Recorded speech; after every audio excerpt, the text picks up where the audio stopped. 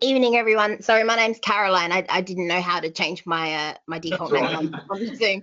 I'm one of Caroline. I'm one of the 580 houses affected by the cladding issue that's going on in Barnet at the moment.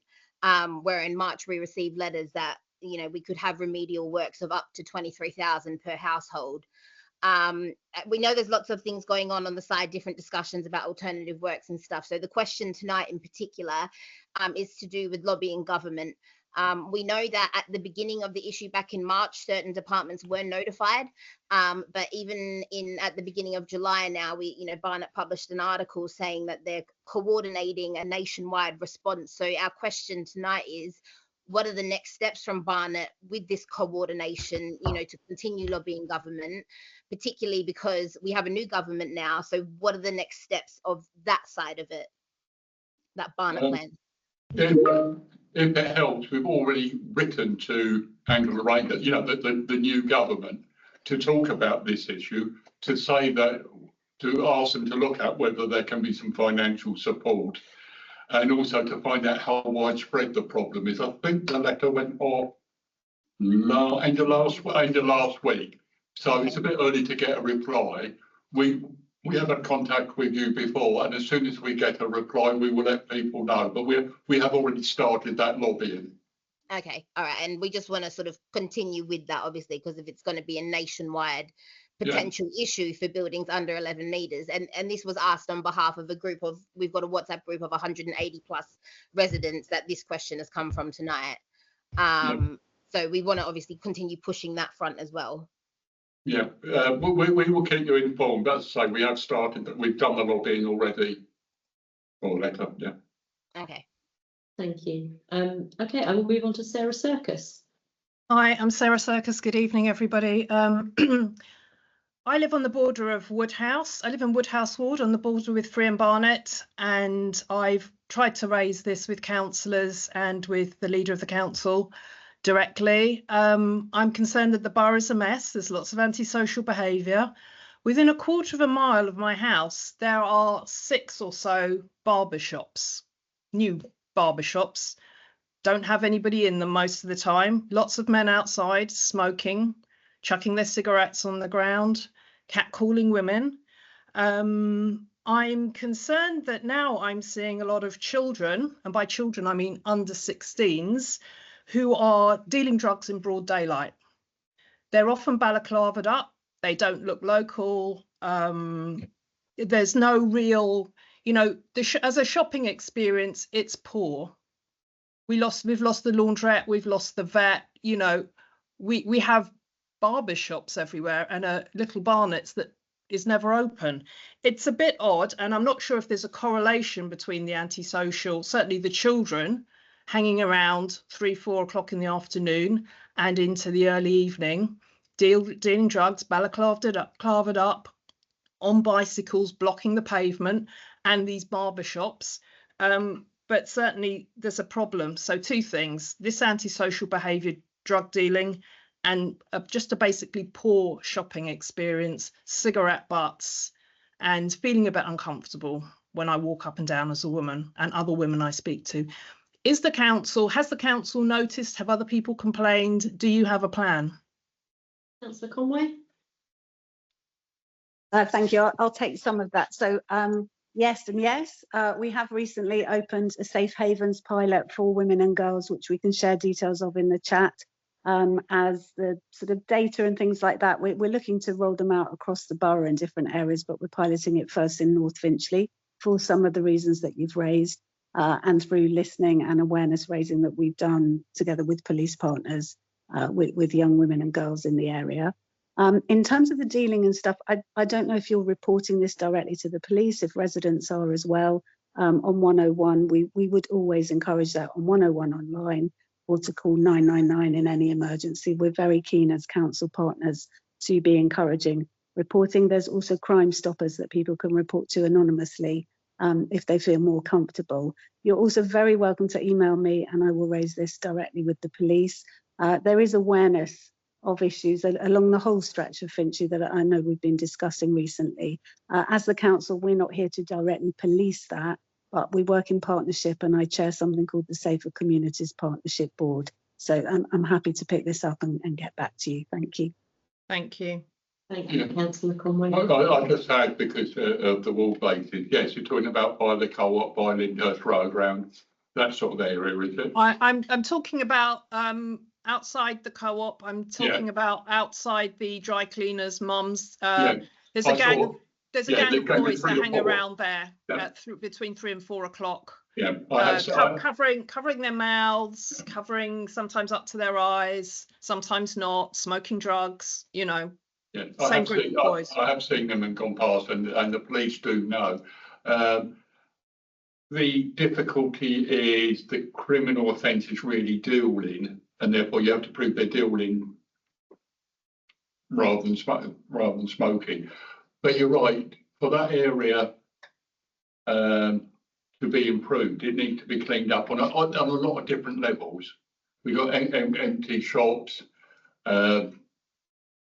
We've had cannabis farms in the area. So yeah, do contact Sarah, but if we want a meeting to sit down somewhere to go through what can be done, quite happy to make that happen. Okay, thank you. Linda. I've got Chris Faulkner next. Three of you. Yeah, good evening. Good evening. Hi there, Barry. Yeah, hi, Chris. Since 2022, we've twice discussed proposals with you for local community involvement in a long-term enhancement project of Barnet's Pinkham Way land, in line with Barnet's Parks and Open Spaces strategy. Although you've seemed favourable, we've heard nothing. Therefore, in May, we submitted an application for a short tenancy under the Local Government Act 1972. The council haven't even acknowledged this application, and we request a meeting to discuss the land's future and the council's thoughts on addressing the obstacles surrounding any development proposal.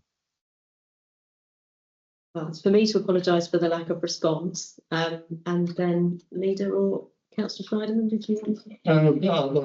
I can. I mean, the reason this is going to sound very convoluted. We don't know what can happen there, and obviously, from it needs Haringey, and Haringey have changed a bit. What we're doing is waiting to see if we have to use it for something else. This is to do with the railways. We haven't got an answer ourselves, so we can't give answers. We can't let out land without getting some permission. Happy to have the meeting, but at the moment we're not in a position to give a direct answer. I'll be honest with you, Chris. It's frustrating for us. I'd rather know what's happening. I'll be honest with you, mate. But you know, that's where we are. But if the meeting, if you think a face-to-face meeting will help with the right people, we can. Yeah, well, I think we would like a meeting with yourself, and certainly like the senior or the most senior estates people you've got, because quite clearly, and I find it very difficult, Barry. I mean, you know very well the history of that site, but okay, you're saying you don't know what's going to be happening with it. But we feel that perhaps we need to have a face-to-face, and we can lay out everything that we know about it, so you can be fully informed of making a decision about the site. I do think we're quite well. Sorry, I think we're quite well informed, but we're not in a position to make a decision at the moment. Happy to have the meeting, but I'm not. Yeah. So let's have that meeting and see where we can make it. Yeah, let's have a meeting, and we can dispel all the things that you think you know. You can try, Chris, and I'll dispel all the things you think you know as well. So, all right. Okay, thank you very much. I'm going to move on because we have got a lot of hands, but that was a useful exchange. Okay, Lindsay Brady, I think you're next. Brady? Hi, I'm Lindsay Brady. I just wanted to ask, when Barnet Council are introducing more CPZ in the local area, which affects many residents who own cars, reducing parking spaces, I was amazed to find out that parking enforcement was reduced its hours of operation since basically you've come in, Labour has taken over Barnet Council. Right. It used to be an almost 24-hour service, because I know I contacted them several times. And basically, if you live on a road like mine, which I've met you, Barry Rawlins, you've come to my house, and you basically just handed me a card when I spoke to you, because you didn't have an answer. But now you're in power. I want to know what you're going to be doing, because you're my road is disrupted by a school that I didn't want, along with many residents. And now it's near enough impossible to park on my road, but sometimes I'm disrupted by people parking on my driveway or in front of it and obstructing me. And I know that I've been in touch with the council lots of times over the years, before even Barnet Council really came Labour.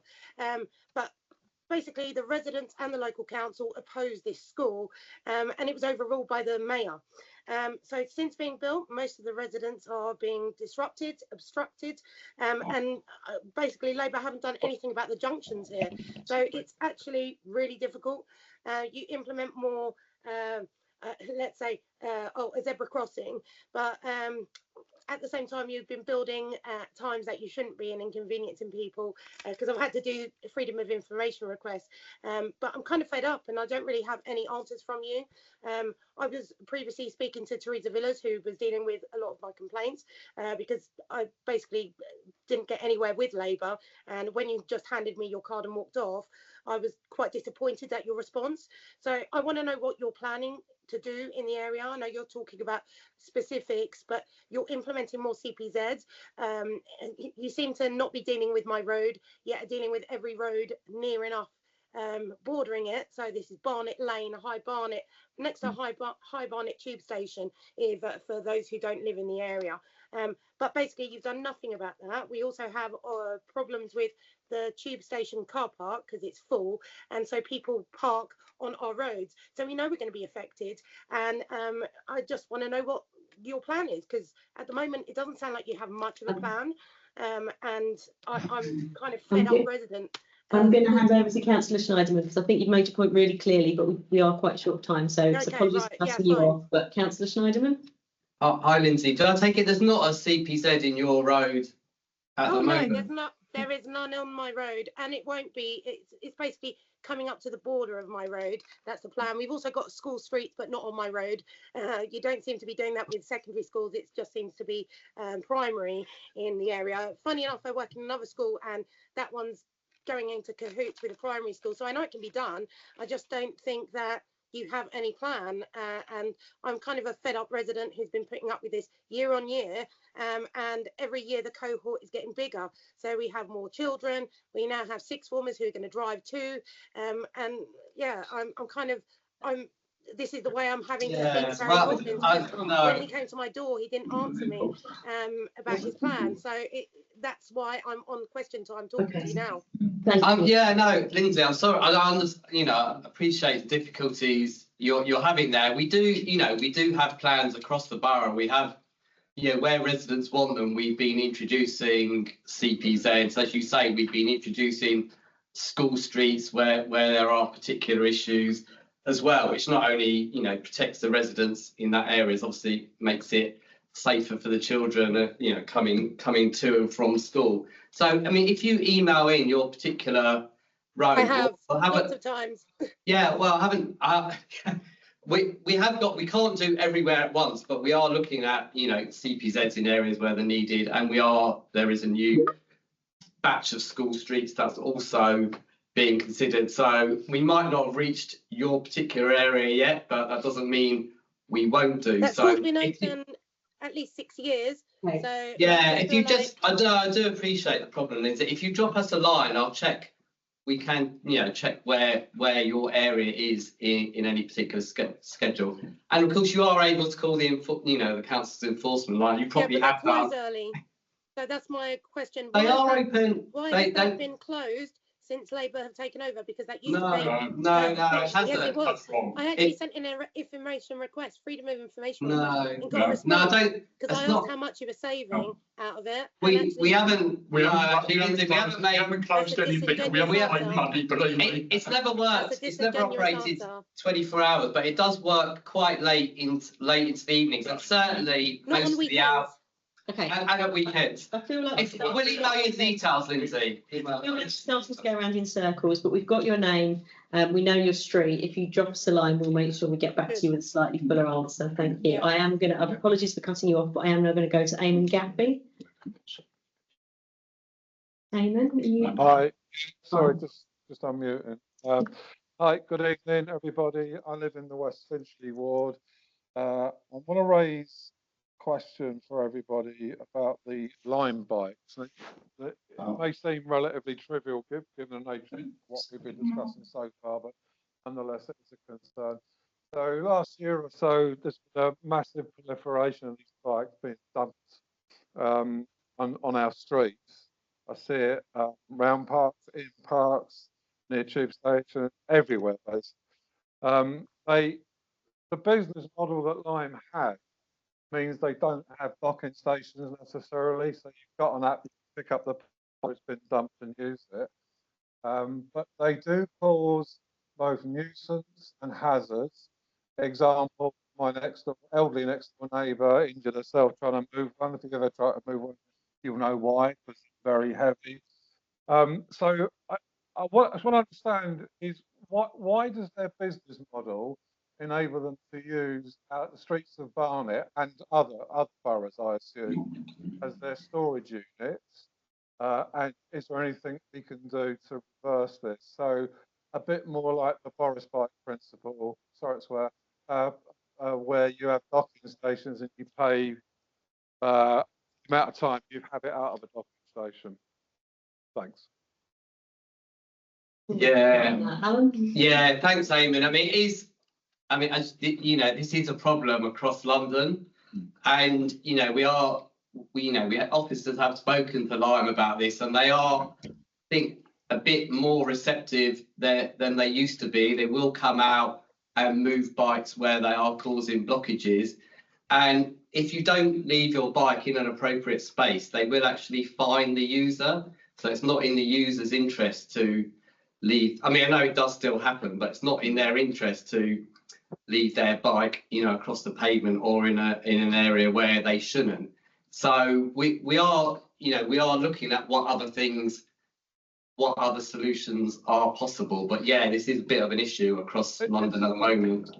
So has something been agreed at like the Greater London area then that allows them to have their bikes littered across the streets? Because no, they don't. I mean, the council don't. We don't actually, no. They just operate. We haven't. Some councils do have agreement with operators, and London councils are looking at, a London-wide agreement that certain councils are signing up to, but they don't have. They are. We're not able to stop them operating, even though we don't have an agreement with them.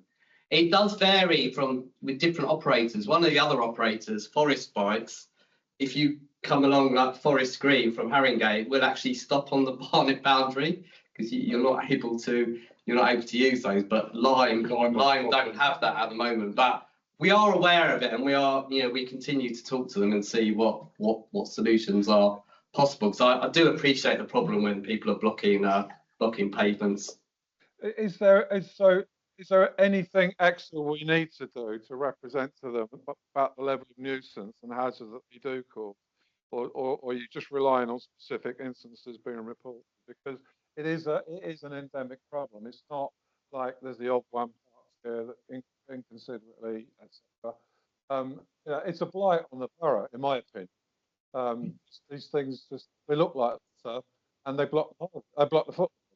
So no, I understand what you're saying. We continue to talk to them, and we continue to engage with other councils across London about how they're managing this. So there are potential solutions, although none of them are easy or will automatically make things better straight away. But yeah, we are aware of it and doing as much as we can to try and keep the pavements clear, because it's not fair, people, and it's not safe for people, particularly with wheelchairs or buggies who can't get past. So yeah, we are aware of it. Mr. Gaffney, You've had a few follow-ups, so I am going to move on if that's okay. I think we've heard a lot of agreement and that we are engaging very closely with London councils and with the company.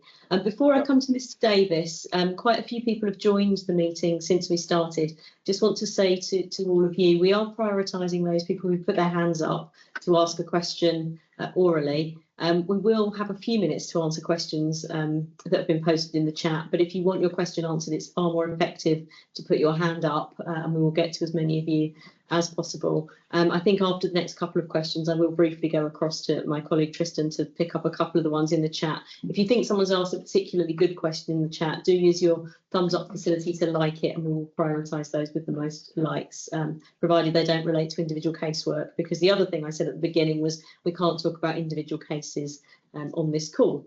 So with that, Mr Davis, Adam Davis, can I go to you, please? Thank you. Two overlapping questions.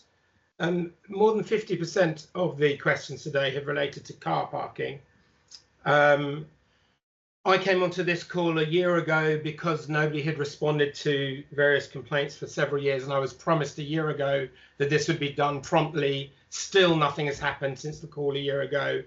I'm conscious that Councillor Clark deletes emails before opening them. Councillor Rawlings has never replied to anything. None of the councillors ever actually replied to anything. So asking us to write in separately just doesn't work. Stating things like commercial vehicles can't overwhelm parking, residential parking streets. You know that's a massive issue. You've done nothing about that either, Councillor Rawlings. Our street is just full of vans where we live. I'm not going to give you the name of the street.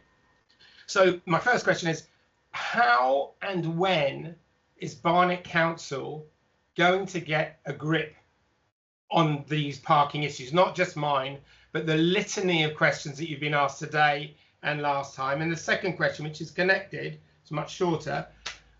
Why on earth are you charging more for parking diesel vehicles that are supposedly compliant than petrol vehicles that are not compliant? How does that make any sense at all? Councillor Schneider.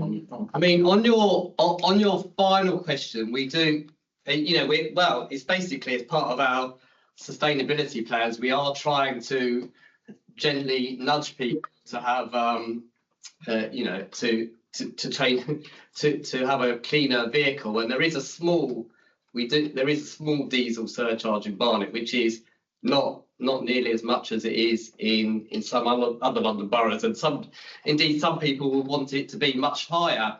In terms of non-compliant petrol cars to the ULEZ, that's covered in another way. If you use a non-compliant vehicle, then you will need to pay the ULEZ charge. So that's separate to the council.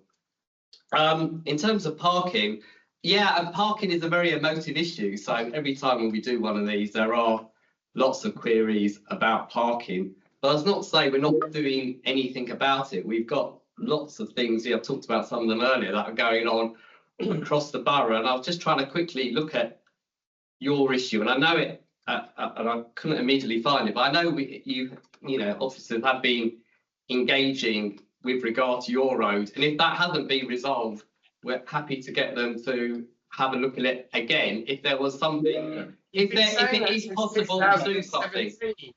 You've been saying that since 2017. Well, I mean, I don't, yeah. Over and over and over again. We'll get somebody to look at it. Nothing ever happens. Not just my issue. There's been at least 5 other questions tonight on parking. And some want CPZ and some want more charging and some want less. So people have different attitudes to the same thing. One thing I will say, though, which I think is important to realise, people often email us and officers and so on. We do not all reply. It will be stupid to expect us all to reply. If a reply goes forward and we're copied in, it means we know what that reply is. To have 10 people saying the same thing to anybody seems to me a very bureaucratic and red tape way of working. So providing there is an answer, you may not be happy with the answer, then you can reply to it. To blame people for not answering when you've had an answer, where do you go with that? Yeah, just to say, Adam, I do know that officers have been round to your road and have looked at that, and I know there's I think it's not been possible to reach an agreement about the exact number of No, parking it's bays possible. and They made the a space that's suggestion, we required for agreed it. emergency access. Everybody agreed it. They made the suggestion. We agreed the suggestion. That was months and months and months ago. They said they'll come back and implement. Nothing has happened. If something's been agreed but hasn't happened yet, I'll happily chase that up for you, and we'll see. Thank you, Councillor Schneiderman. I think, as you say, we know, Mr Davis, we can follow up that agreement and when that's likely to happen. But I think now we are going to move on. I'll take Barbara and then I'll come to my colleague Tristan for a question from the chat. Barbara, sorry, I don't have your surname. Barbara Jacobson, yes. It's a very general question. I want to know what the impact of the change of central government might be on Barnet Council, and whether it might be possible to get some more money specifically for the arts for libraries, because I think nothing has been able to be progressed about the sad state of the libraries due to a lack of money. So has the change in government in Westminster had any impact on you? Councillor Clark, do you want to pick that one up? Yeah, I don't need to make myself. Yes, hello, Barbara and Bob. So the brief answer is we have yet to get a local government settlement and know exactly what those figures look like. There was an activist report when Councillor Nackby had this portfolio, and that recommended, as you might imagine, longer hours for Barnet libraries, which is something we very, very much like to do. I think to answer your question, we had an earlier question about fire safety in a letter to Angela Rayner.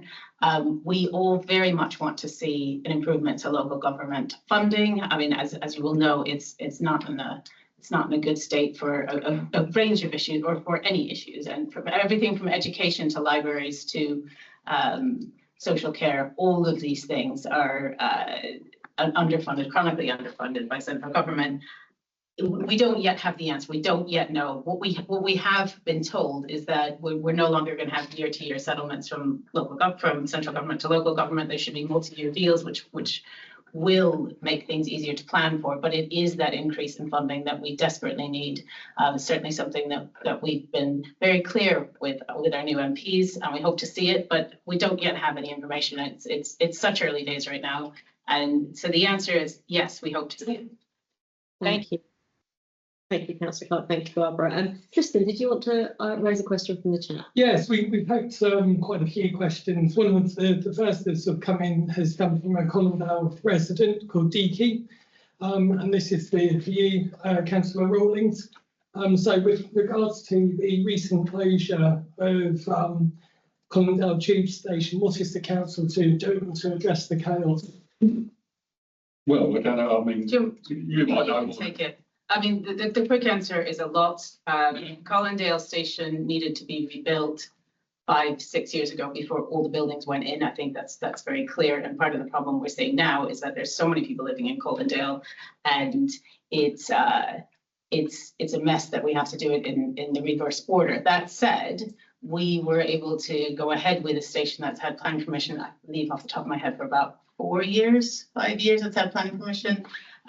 Because we were successful in getting a grant from what used to be DLUC, along with the Mayor for London and Barnet Council. So we have had, well, I've had in my other capacity as Assembly member, I've had several meetings with TfL. I regularly pass through Colindale Station, as we did tonight, because we're all in Colindale, to test the services. We were able to get, for the 186, the first ever automatic refund. TfL's never done an automatic refund before, and that's for any journey on the 186 going to or from a tube. We also got replacement bus secured. So those two things were very big. I do appreciate that, having so many people live on top of a closed tube station that's not ideal. It's very difficult. We are doing everything we can. We've also, working together with Councillor Schneiderman, we were able to see up some road works that I think it was Thames Water wanted to do. We are unable to completely rule out if there's an absolute emergency. We have to allow access to the road.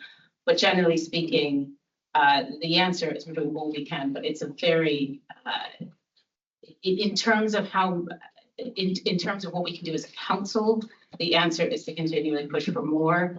But it's difficult to be moving so many people around the area with closed tube station, which I think everyone knows. But we'll say that the latest update from TfL was just yesterday, and they've already completed the first two parts of the demolition, and it's on time to open just ahead of Christmas time, which is good news. They're not expecting any significant delays or any delays at all. So it looks to be, at this point, looks like it'll be delivered on time. If there are any specifics that you think will be helpful, I will.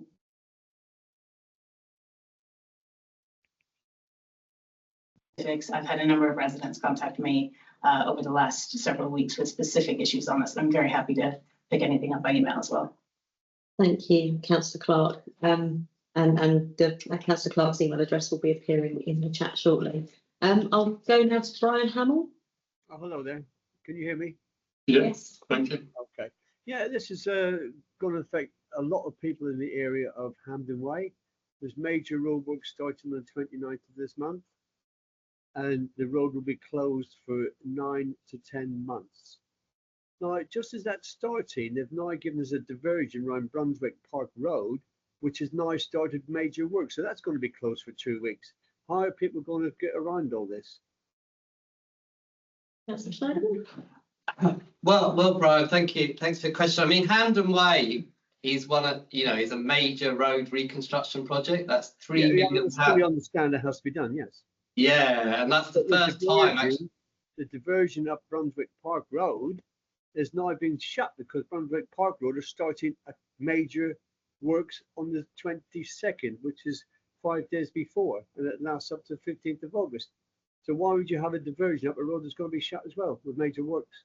I don't know what's being done on Brunswick Park Road, Brian. It is possible that it's on your site that it's going to be starting on the 22nd.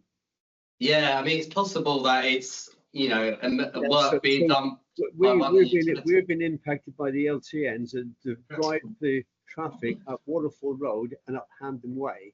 All that traffic now is going to have to go around Osage Lane, which is a very, very narrow road, which is run by the cemetery, which, as you know, there's a single lane at some parts. So where's all this traffic going to go? Why would you have roadwork on the same day, on the same sort of major works done in the same place? If you drop us a line, I'm happy to check that for you, Brian. I don't know exactly what's happening on Brunswick Park Road. It says sometimes it's outside of the council's control, but yeah, but surely with such a major project as Hampden Way, yeah, you would have been checking to make sure nobody was putting in major works on the other routes. No, but sometimes we don't. Yeah, we don't always. If it's an emergency, we don't necessarily get noticed. But we'll check and get back to you, Brian. Thank you for bringing that to our attention, Mr. Hamill, because I think it is an important issue. So we will take that one away and see if there's anything we can do. If it's an emergency, as Councillor Schneiderman said, that might be possible. Yeah, very, very quickly. This is something that I know there's a big thing about CPZ. I personally think the CPZs are not a great thing to have in a lot of people have family who visit. They've got no way of people coming down to visit if they can't get there. My family come from outside of London and they have to come down because they've got a lot of equipment, a lot of children. They need to come down. They can't just jump on a train and come down. And so therefore, what do you do when you have relatives coming to visit you? Thank you for that. That's noted. We do obviously have visitor permits, but I think it's just a lovely illustration. We've had questioners tonight who've taken both sides of the argument on CPZs, which highlights why we struggle to make everyone happy. I am going to move now to Jez Sims, though, if that's okay.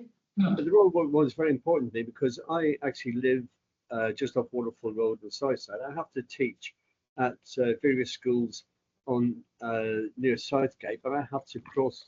Mr. Hamill, I don't want to appear rude, but you have asked 2 questions when we said only one. Do drop us a line and follow that up. But I am going to move to Jez Sims. I have dropped lines before. Mr. Schroeder, I've already dropped a line to him, and it's been ignored as well. Well, we promise not to ignore it this time. Thank you, Mr. Sims. I assume Jez is a Mr. I don't actually know that. Jez Sims. Is Jez? Oh, I'm muted. Well done. Ask your question, please. Can't hear you, Jez. We can't hear you, Jez. Unmuted, but we can't hear you. So what I'm going to do is I'm going to go to Christina, who's next, and then come back to you, Jez. So Christina's baby, isn't it? Yeah, Christina. Oh, hi. I'm sorry, it's going to be a parking issue again. This time is slightly different. My area has CPZ, which is fine. However, there's two things that we notice. We notice that there's a lot of heavy vehicles, which we have mentioned earlier. And secondly, it's also about people parking on the pavement. And I always see children or people with buggy have to walk on the street, which I think is a bit dangerous. And I'd just like to know what are the regulations that we have, because I always thought that we are not allowed to park on pavement. Yeah, no, thanks, Christina. No, you're right. You're not allowed to park in London, which is different outside of London. You're not allowed to park on the pavements except in areas where it's specifically marked up to allow that. So, I mean, the best thing that you can do is to call the enforcement line, and if particularly if cars are blocking the pavement, we can get the parking officers will come along and give them a ticket, because it's definitely something that you're not allowed to do, and particularly where it's causing an obstruction, we definitely would want to come out and give them a ticket to discourage them from doing it in the future. Thank you, Christina. Thank you. Thank you. I'm going to go back now to Jez Sims, who I can now see on camera, so hopefully we'll be able to hear you too.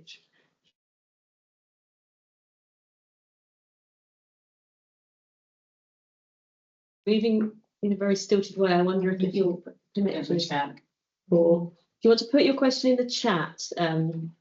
Sims, and we will come back to it once you've typed it up. I know I'm normally going to the chat because you have had your hand up, but we can't hear you. That feels like a sensible way forward. So I'll go to Lawrence, and then I'll come back to your question from the chat. So Lawrence, over to you. No, not on mute. He's on mute. Lawrence, you're on mute. No, okay, I'm going to go to Arlen. Can you hear me? Can you hear me now? Yeah. Oh yes, we can. Yeah. That's Lawrence, is it? Yeah.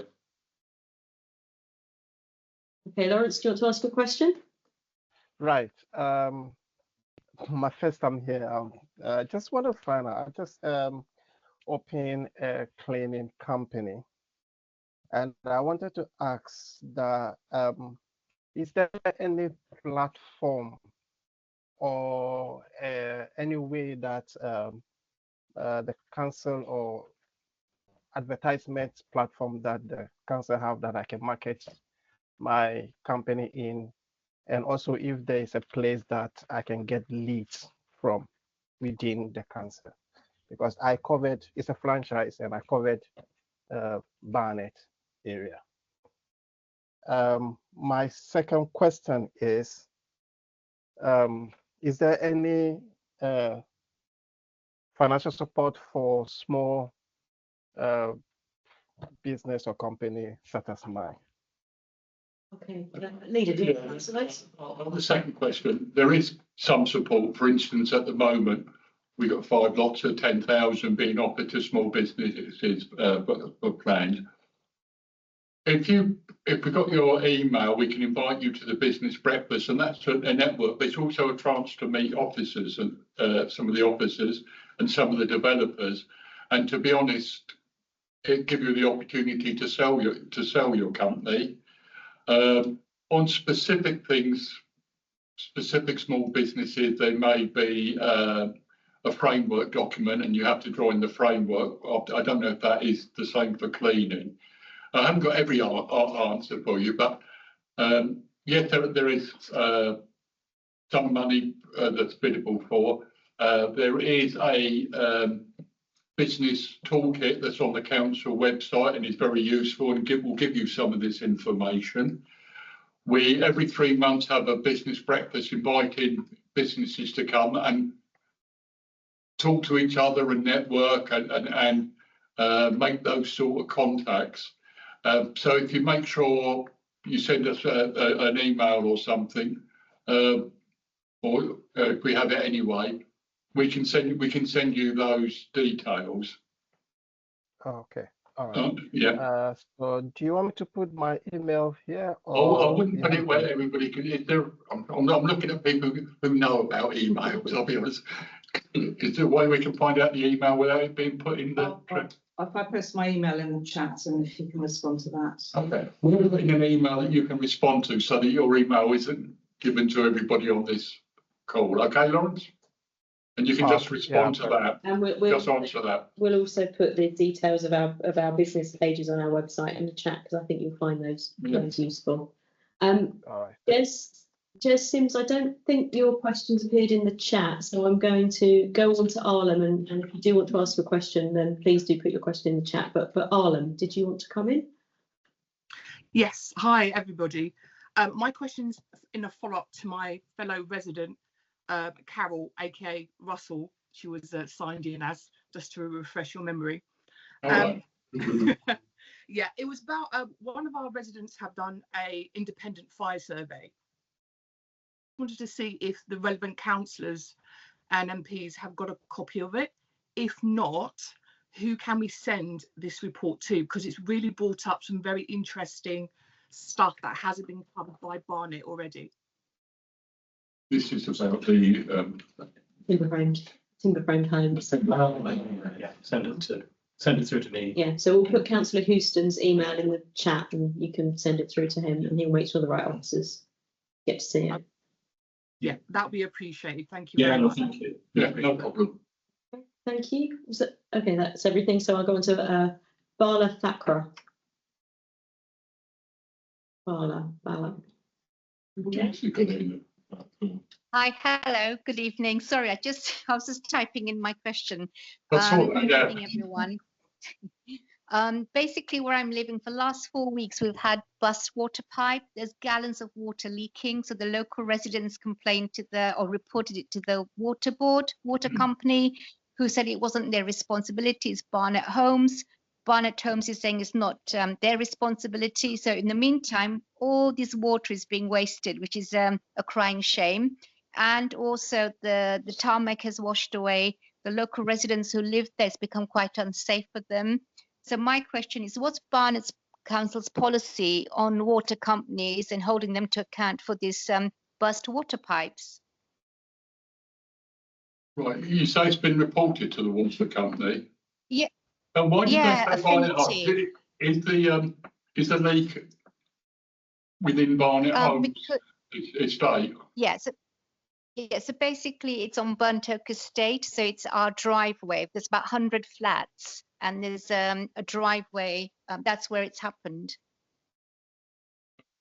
Like Charles will put a hand up straight away, who's a Burnt Oak councillor. Do you want to? Yeah, I'm not sure. Is this the one that's sort of the flats next to Montrose Avenue? That's the one, yes. Ah, okay. I wondered when you started talking. So I've raised this. Barnet Homes have raised a repair on it, and I'm aware there was an issue with this sometime last year as well. I think, unfortunately, there's often, yes, and I think I was involved then because I also saw tons of water, and I know it's affecting neighbours down the road and the church and everything else. I think, unfortunately, and Councillor Schneiderman would have more to say about the process, but sometimes these things, and that one seems to be one of these, kind of goes through a debate about whose fault it is, and then eventually the water company does fix it and are held to account. But we've certainly been quite literally around the houses on this one before. We will keep on it as local councillors, and I'm sure we'll get it sorted. Thanks. I mean, I appreciate that, but in the meantime, we're losing gallons of water, part of our climate change sustainability, surely. So, you know, there must be a way of holding the water board more accountable, or Barnet Homes, whoever's responsible to get this problem sorted out. Every year it seems to be happening, and the leaseholders then have to pay more money towards fixing the driveway and the damage that it does to our properties and our roads, basically. Yeah.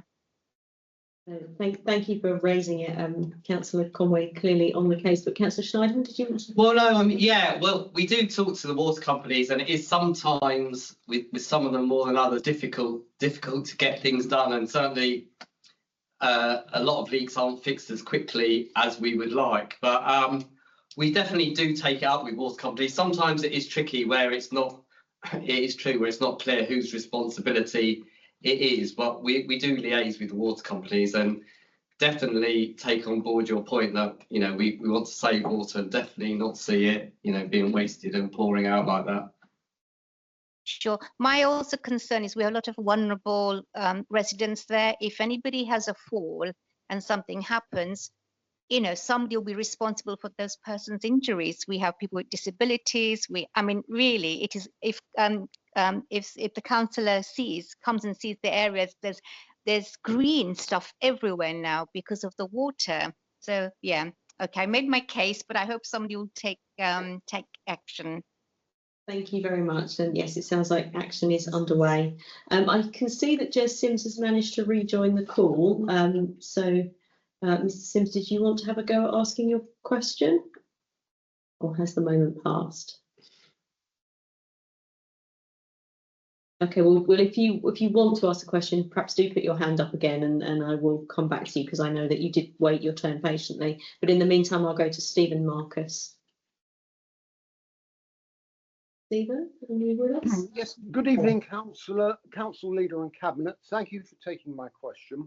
It would appear that the alterations that were being made to the Barnet local plan with specific reference to Edgware Town Centre are being made to accommodate proposals to redevelop Edgware's Broadwalk Shopping Centre and adjoining bus garage and bus station with the development of approximately 25 tower blocks between 20 and 29 stories high. The current Labour administration fought the previous local election with a manifesto promising to fight tower block blight and strengthening the local plan with tougher policies on height and density. Now you're in the driving seat. I can understand that you're finding that it's very difficult for councils these days to balance their books while still honouring all the obligations that are required of them. So no doubt the financial contributions that the developers will be making towards the cost of education and so on will be attractive. However, encouraging a development that will be the densest in the whole of the UK, denser even than Hong Kong and Manhattan, is flying in the face of the requirement that new developments should be in keeping with the character of their area. I imagine, therefore, that the decision to encourage this development was not taken lightly.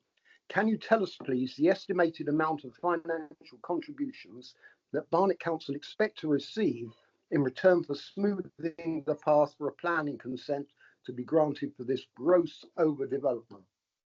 Thank you, Mr. Marcus. Councillor Houston had given apologies earlier, but he has now managed to join us, so I will pass that question across to Councillor Houston. Yeah, I mean, the planning framework for Edgware has been set for decades, in the sense that it's been identified as a growth area in London plans under various mayors. And as you'll be aware, the current planning framework for Edgware was set in the previous administration in a document, a supplementary planning document, which did not have any height restrictions in it at all. Now, the local plan is at its final stage in which we inherited, but we did make a number of amendments to, some of which were accepted by the inspectors, some which weren't. We did actually try and put in tougher language around height, but that was not accepted by the planning inspectorate.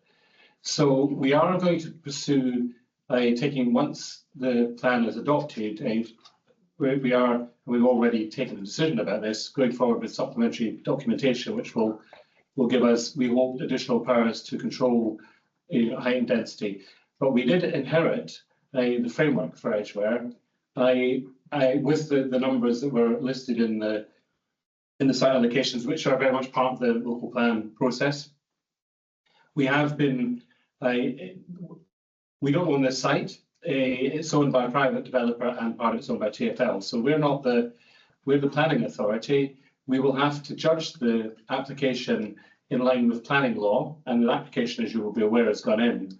And it will have to be done under the context of our own local plan, the London plan, and national planning guidelines. And the planning committee will have to look at all the infrastructure and other issues that are required for development, including height. And as it is now alive, although not publicly alive, it's been submitted to planning application. I can't get into details about it, but it's for the committee to look at that. That's right and proper. But clearly, one of the things that I would say about Edgware is that it is a brownfield site, and there are housing pressures in London, undoubtedly, that we need to meet. And the argument will be about obviously the height, density, and parking, and all the other things that the planning committee will have to look into. I think you will find, well, when the plans become public and actually there's a period of consultation, I would encourage residents to put their views forward as part of that. I mean, I can't really say at this stage much more than that. It's as I say, it's a planning framework we inherited. It's now a London-wide planning framework, and we will have to. There will have to be development in Edgware. The nature of that will be decided by the planning process. But as I say, I've outlined the measures we've taken to try and make good on our commitment in relation to bringing forward a supplementary planning document. But as I say, this is very much an inherited situation for us. Yes, sir. And we will. You did ask specifically about infrastructure. I will.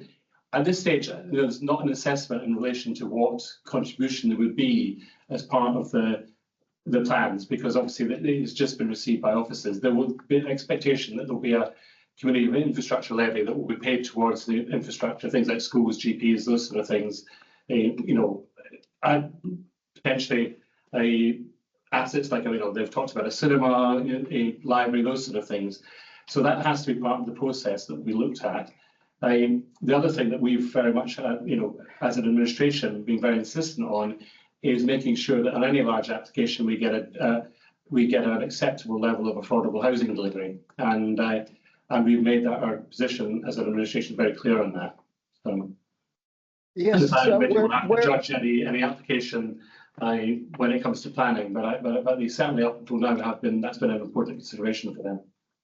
We're aware that the plan was originally produced by the previous administration, but the local residents are not stupid. We are aware that you could change it if you wanted to. This is an overdevelopment. It's at least 4 times. Sorry, Stephen, just to interrupt there. We cannot change a plan. We can accept, we can put things on it, or we can reject the plan. We are not writing the plan, so we cannot change the plan. We can reject it. But you are writing the local plan. No, the local plan's been written years ago. We haven't touched it for ages. It's there with the inspector. It becomes law. It becomes the government inspection report. We can't change it at the moment. It's not with us at the moment. The modifications are under discussion at present. It is quite open to Barnet Council to reverse the direction that this has gone. The maxim is in planning that planning consents may not be bought or sold.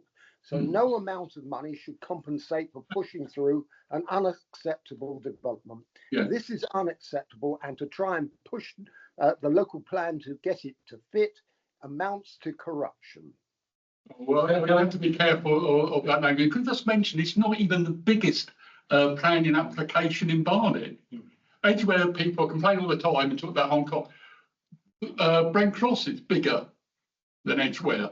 Yes, it's bigger in terms of the fact it's 180 acres. Okay. This is on 11 acres. This is far denser than the Brent Cross development. It's far denser than anything else. Can we not reach an agreement on this evening? I mean, Councillor Houston, did you just want to come back in on that? Yeah, I just want to say, I want to address that. Yeah, obviously made very clear we said that when we became an administration, putting together a local plan takes many years, and we were at the final phase of being able to make comments on the local plan, and actually we were constrained about the headroom we had to do that, because it had to be a matter that had already been raised in the years of public consultation.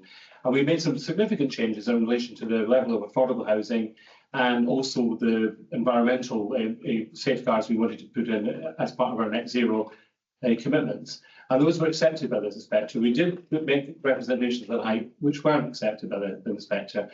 I think that there was no option for us but to, at that stage, make amend what we could do. One of the things that was made very clear was that local authorities, as part of the planning process, are asked to bring forward sites, and they include numbers of units, because obviously it was a national target to deliver housing.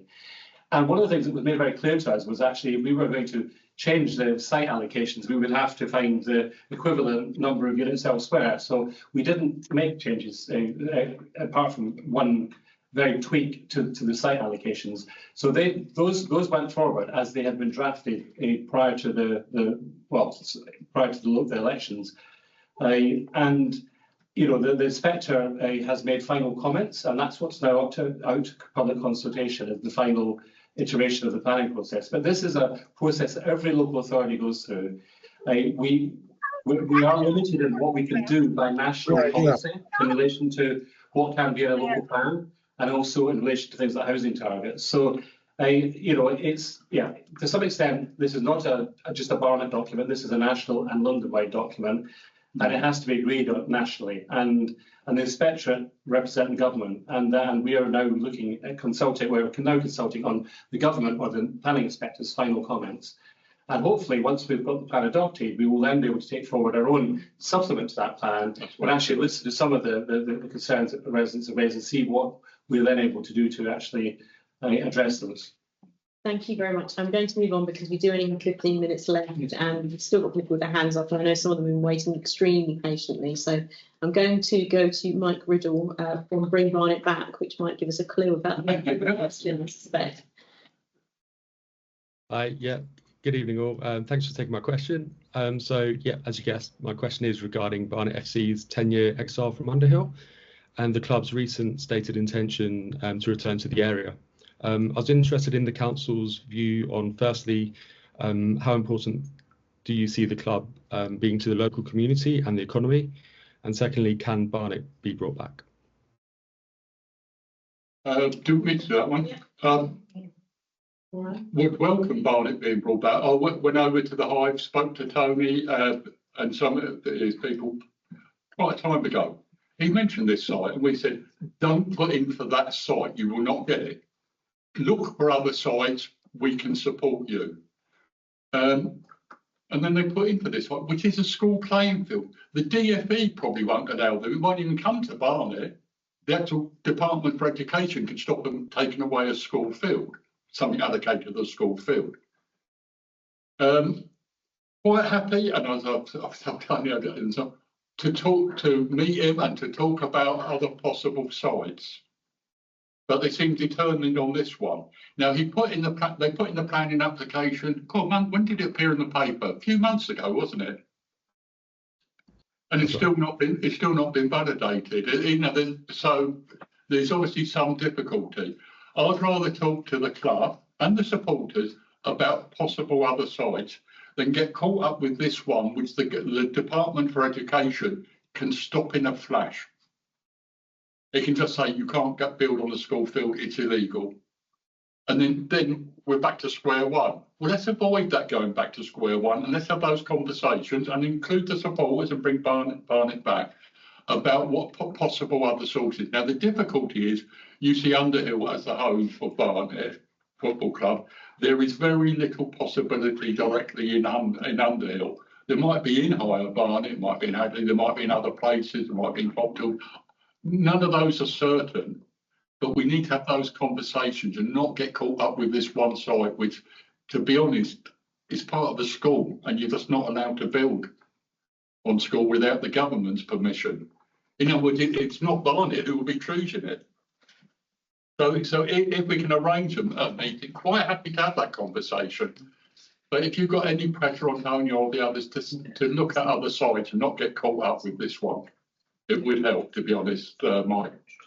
But on your first question, would welcome them back. Thank you very much, Leader. I'm going to go to, apologies, I can't pronounce your name, Muga Dinja. Yes, hi, thanks for calling me to speak. I'm asking this question as a local resident, but also as someone who used to work for the borough, so it concerns some of my own contributions. And there's lots of background I could give you, but for the sake of brevity, I'm not going to do that unless you ask me for it. So my question is, can you take immediate action to ensure that the local government pension scheme funds administered by Barnet are not enabling Israel's war crimes? If you want background, I've got it for you.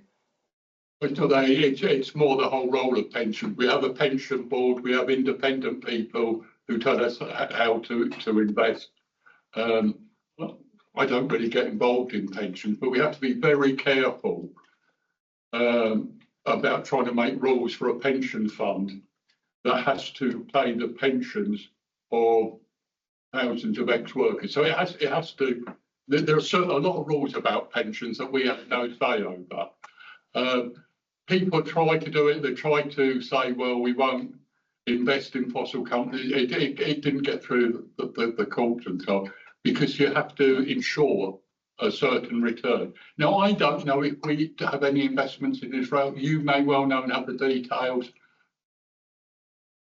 I mean, as far as I know, but there's a pension committee and a pension board, and the pension board doesn't have any councillors on it, so the decisions are made without councillors. Some of the decisions are made without councillors. I think Councillor Cratby, who's our resources cabinet member, I think that's why something. Thank you very much, Claire. Yeah, I just wanted to clarify a matter of procedure for you, Muga. We are the executive of the local authority, and our relationship with the pension fund is as an employer contributor to the pension fund. The fund itself is administered independently of the the executive of the local authority, but by the from the local authorities councillors. It's very important that there's a degree of independence, because the fund provides for the future of all local authority employees. So it's not really appropriate for us to discuss the investment priorities of the fund. That's dealt with by a separate body, and it's important that there remains a degree of independence between us and the pension fund. I understand that, as I'm, in receipt of one of the pensions from the POS. I've recently retired, but there is the anti-boycott legislation, which I think is what Councillor Rawlings was relating to earlier on, actually was defeated in Parliament. So there is actually nothing stopping you having an ethical investment policy now, and you'll know it's a nationwide call. And I'm just asking you, because you're my local council, and if you're not the right people to be making decisions, and I would find it astonishing if it didn't fall under your policy remit, could you tell me who the chair of the local pensions committee is, and where I should have this discussion if it's not you? Absolutely, it's Councillor Simon Radford is the chair of the pension committee. Simon Radford. Radford. All right, we can put his details in the chat for you. Thank you. So do you have no comment as the executive of the local council on that issue? All I've got is a comment that there is absolutely no investment directly in Israel from our pension fund. But I haven't got the details. I haven't got the books in front of me, so I can't tell. But all I'm saying is that seems to be the position as far as I know. Thank you. I'm going to go to Chandni Patel now. Hi, thank you. So I just wanted to raise a point about the closure of Colindale Station as well. I think there's two issues. There's a financial issue and also kind of a safety issue with it. So due to the closure, in my job, I have to travel to work every day. I can't work from home, and I'm incurring an extra cost on the way to work and on the way back. I'm having to get the 125 bus because otherwise my journey would be so significantly longer compared to what it already is. And with me working 13-hour day shifts, 13-hour night shifts, I can't be expected to have an hour and a half journey to and from work on top of that. I mean, it's just not safe. And to be honest with you, I'm having to come back from work as late as 10 o'clock at night, and then buses are not even turning up on the times that are showing up on the travel apps. And I've had to pay for Ubers on top of that because it's actually not safe for me to be kind of out by myself at that time. I understand what you have done to try and help us with this situation, and we are all thankful for that. But I think it's for this to be going on till December in the state that we're in, it's really just not feasible, especially for many people who are traveling every day. I mean, even just when I was going to work yesterday, a bus was supposed to turn up and it never showed up, and showed on the travel apps it had come and gone and it had never turned up. And then I had to get an Uber to work, otherwise I'd be late. I'm aware that people are losing their jobs as well because they're turning up to work late. And I think it's causing a lot of stress and anxiety and extra exhaustion for people. I just don't feel that the transport mechanisms in Colindale are sustainable to support the closure of the station with how things stand at the moment. And I do think on 125, on the 125 bus route, we should be getting refunds as well, because many people are having to use these alternative routes because the other routes are so busy and the buses aren't turning up on time.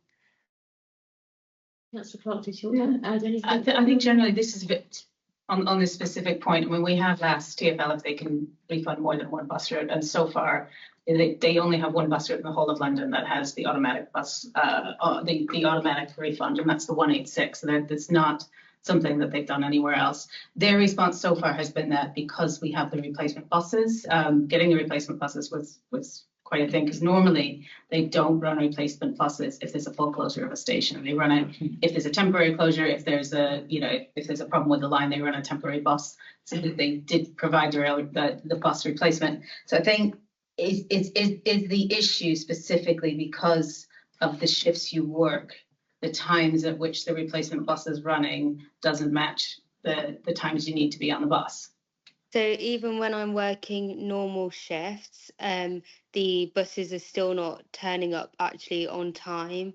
And I've had to resort to using the 125, like I said, and even those normal routes like the 125 bus routes aren't turning up on time. I don't know if it's because those buses are being used as a replacement service buses instead, but they're not turning up on time and they're just not coming, and then I'm having to get the next bus after.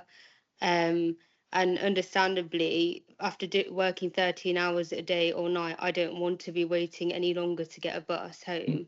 You know, so it's having to coincide with me then getting the tube at the other end from Finchley Central. So that's the issue, is it's even in normal working hours, the buses still aren't coming on time. And I think there's student accommodations across the road on Aerodrome Road, and there's all these students on trips at the minute. So they're trying to get all these public buses that residents in the area are trying to get. There's about 20 of them in each group. And I'm not sure why they don't have their own coaches. But the other day when I was trying to actually get somewhere, I couldn't get on the bus because the bus driver saw all the students waiting there. Some of them tried getting in through the back, so he wouldn't even open the front doors to let us on. So I couldn't even get on the bus. So that's causing significant problems, and a lot of them are travelling at peak hours as well. So in regards to these students, I don't know who these students are or what's happening with that. I'm not clear on that. They have summer schools at Flat Hall. Oh, do they have summer schools? Yeah. What I will do is I will take up, could you put my email in the chat again? I will take up your issue directly with TfL, especially about the 125 and the hours you're traveling.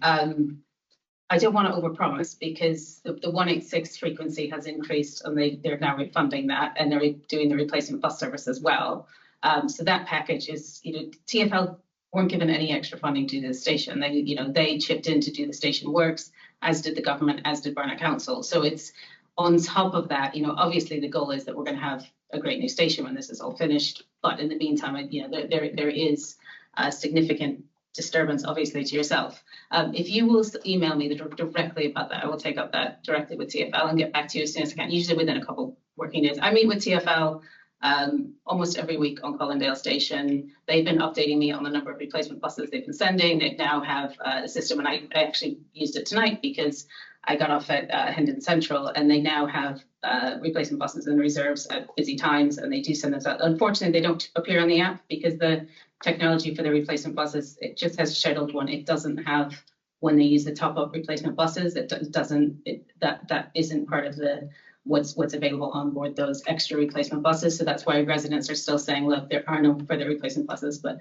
I actually saw one tonight, so I was more assured that I've seen one. But I am meeting regularly with TfL. We're doing everything we can. I mean, we are also not bus controllers, so I think we need to be clear on what we can do and what we can't do. And at this point, we have done everything we can to make things as good as possible and to ensure that this time that is closed is as short as possible. This was originally a multi-year closure that's been brought down to 6 months. It's never good to have a whole station closed for this long, particularly when we're talking about, you know, a Zone 4 station that, unlike Central London, you can't just walk to your next nearest station. It doesn't quite work like that. So we are aware, but if you will, please email me directly about that. I'll get back to you.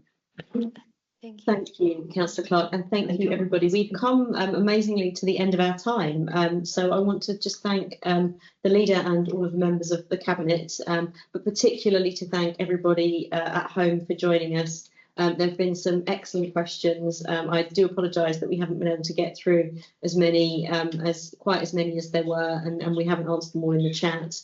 If you do want an answer to your question, then please email the Barnet question time at barnet.gov.uk email address, which we will put in the chat again. And of course, a recording will be available for everyone to listen to, and we will email it to all those of you who has tuned in. So thank you everyone for your time, and enjoy the rest of the evening. Thank you very much. Thank you.